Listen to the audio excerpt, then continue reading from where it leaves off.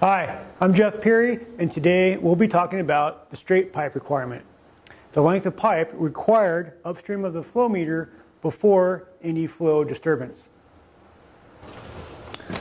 Straight pipe is the length of pipe between the flow meter and an upstream flow disturbance, such as this T, where I have a 3-inch line coming into the 4-inch main line.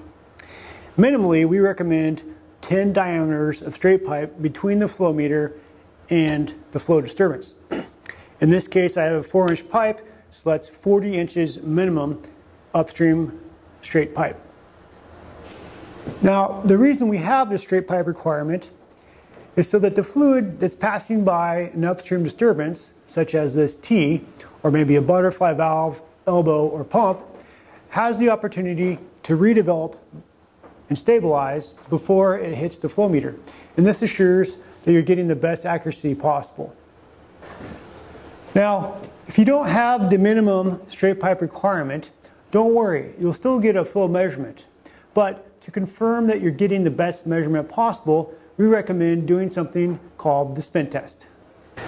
The spin test allows you to self-evaluate the installation to make sure you're getting the best measurement possible, despite having the minimum straight pipe requirement or not.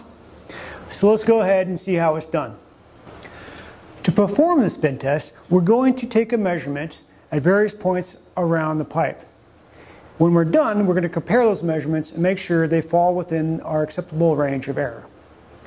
So, I've already connected my Orcas app to my flow meter. We're measuring flow now at 100 gallons per minute. I'm going to move the flow meter about 90 degrees. Take another measurement, 102 gallons per minute. Rotate again, 99 gallons per minute. And one more time, 101 gallons per minute. So at this point, we can look at the high and the low value of our measurements and make sure they fall within our acceptable range of accuracy.